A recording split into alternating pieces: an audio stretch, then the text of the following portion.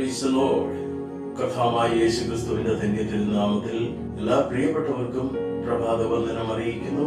ഈ പ്രഭാതയാമത്തിൽ നിങ്ങളോടൊപ്പം ദൈവത്തിന്റെ വചനവുമായി കടന്നു വന്ന് ചില നിമിഷങ്ങൾ ചിലവഴിപ്പാൻ കർത്താവ് തരുന്ന സാവകാശത്തിനായി സ്തോത്രം ചെയ്യും. ഒരു വേദഭാഗം വായിക്കുന്നു. 1 തിമോത്തിയോസ് 5-ാം അധ്യായം 22-ാമത്തെ വാക്യം. നിന്നെ തന്നെ നിർമ്മലനായി കാത്തുകൊള്ളുക. പഠനത്തിൽ അതിസമർത്ഥയായ ദൈവഭക്തയായ ഒരു പെൺകുട്ടിക്ക് ഒരു പ്രശ്നം നേരിട്ടു.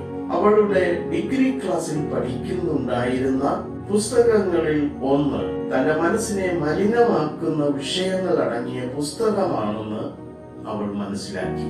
അതുവരെയും തന്റെ ജീവിതത്തെ നിർമ്മലമായി സൂക്ഷിച്ചതിനാൽ ഇത് അവൾക്ക് ഒരു വെല്ലുവിളിയായി തീർന്നു. ആ പുസ്തകം വായിക്കാതിരുന്നാൽ പരീക്ഷയിൽ തോൽക്കും, വായിച്ചാൽ വിജയിക്കും. ഈ തെരഞ്ഞെടുപ്പിന്റെ മധ്യത്തിൽ അവൾ ആയിത്തീർന്നു. ഈ കാര്യത്തെക്കുറിച്ച് അവൾ പ്രാർത്ഥിച്ച ശേഷം തന്റെ മനസ്സ് മലിനപ്പെടുന്നതിനേക്കാൾ പരീക്ഷയിൽ പരാജിതയാകുന്നതാണ് ഉത്തമം എന്ന തീരുമാനത്തിൽ എത്തിച്ചേർന്നു. പരീക്ഷയ്ക്ക് ആ പുസ്തകത്തെ കുറിച്ചുള്ള നിരൂപണം 1 പേജ് എഴുതുവാനുള്ള ചോദ്യം ഉണ്ടായിരുന്നു. അതിന് ഗണ്യമായ മാർക്കും ഉണ്ടായിരുന്നു.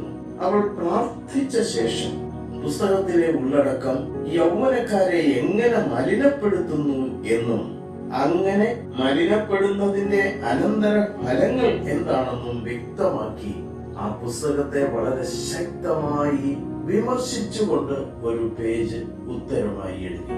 പരീക്ഷാഫലം വന്നപ്പോൾ അവളെ അത്ഭുതപ്പെടുത്തുവാൻ കോളേജിൽ ഏറ്റവും കൂടുതൽ മാർക്ക് കരസ്ഥമാക്കുവാൻ അവൾക്ക് സാധിച്ചു. പ്രിയ ദൈവവേദനെ, നിങ്ങളുടെ ജീവിതത്തെ നിർമ്മലമായി സൂക്ഷിക്കുന്നതിനുള്ള വില കൊടുക്കുവാൻ നീ ഒരുക്കമാണോ?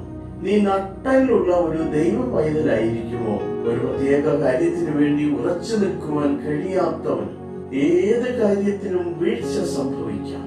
വിശുദ്ധിക്ക് വേണ്ടി നിവർന്നു നിൽക്കുവാൻ, നിവരെ നിൽക്കുവാൻ ദൈവത്തിന്റെ പരിശുദ്ധാത്മാവ് നിന്നെ ബലപ്പെടുത്തും.